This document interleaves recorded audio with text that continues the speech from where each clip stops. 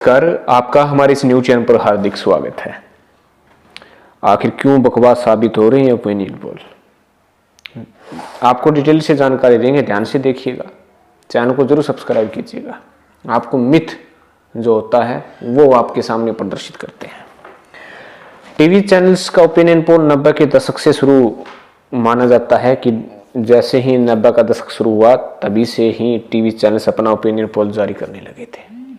लेकिन ये भद्दा मजाक ओपिनियन पोल का जब से टीवी चैनल्स का निजीकरण हुआ है तब से शुरू हुआ है।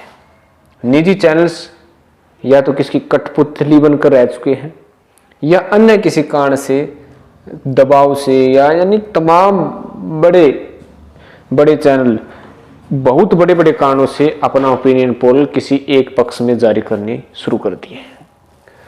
हम मानते हैं कि बहुत बार ओपिनियन पोल सच भी साबित हुए हैं, लेकिन 100% आज तक ओपिनियन पोल सच साबित नहीं हुए हैं।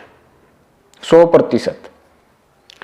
आपको बता दें कि राज्य के चुनाव में विशेषकर लगभग 90% ओपिनियन पोल गलत ही साबित हुए हैं।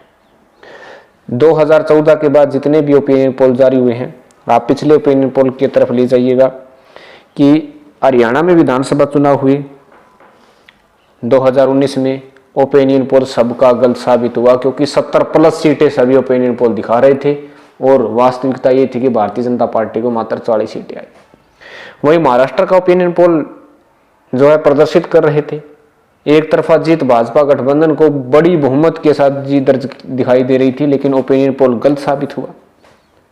वहीं बिहार का विधानसभा चुनाव जब 2015 में हो रहा था तो भारतीय जनता पार्टी को एक तरफा जीत दिखाई दे रही थी कि एक अपने दम पर एलजेपी के साथ ही सरकार बना लेगी, लेकिन वो भी गलत साबित हुआ। और झारखंड में कुछ अलग ही परिस्थिति थी और मध्य प्रदेश के साथ साथ राजस्थान में जो ओपिनियन पोल जारी किया वो भी गलत साबित हुआ। आखिर ये ओपिनियन पोल का बद्दा मजाक है क्या? जो टीवी चैनल्स जिस सर्वे एजेंसी को जो ओपिनियन पोल कराने का जो जिम्मा सौंपती है, आखिर वो एजेंसी है किसकी? आखिर क्यों ओपिनियन पोल गलत साबित हो रहे हैं? आखिर ओपिनियन पोल के कारण देश की जनता को, राज्य की जनता को क्यों भ्रमित किया जा रहा है? बड़े बड़े प्रश्न चिन्ह हैं।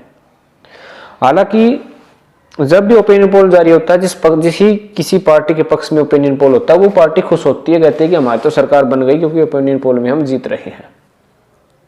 लेकिन वास्तविकता है कि उस ओपिनियन पोल के बाद जब अगला चुनाव होगा, उस पार्टी को वो ओपिनियन पोल हारते हुए दिखाई देगा तो वो वही पार्टी पिछले ओपिनियन पोल में जो खुशी व्यक्त कर रही थी और उस चैनल को अच्छा बता रहे थे, वही पार्टी अब उसको गलत बताएगी।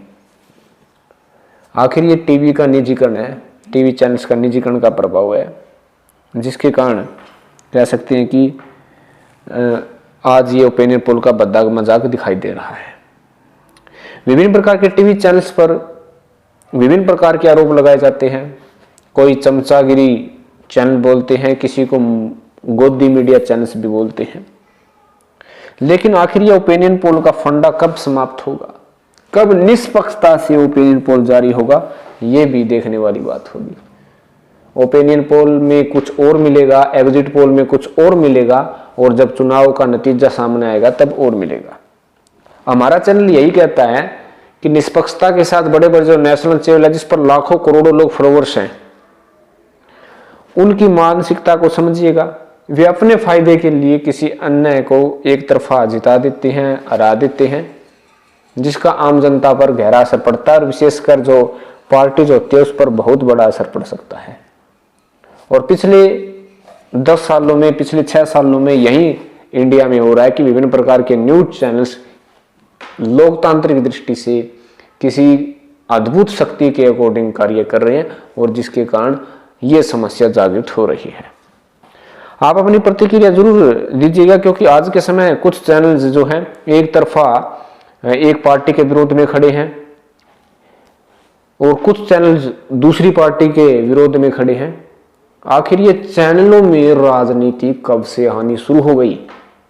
चैनल भी राजनीति पार्टी के हथों पर चढ़ चुके हैं। सच और झूठ के बीच का अंतर और टीआरपी का जो सिस्टम है वो आखिर गलत क्यों साबित हो रहा है? आप अपनी प्रतिक्रिया कमेंट के द्वारा जरूर दीजिएगा। धन्यवाद।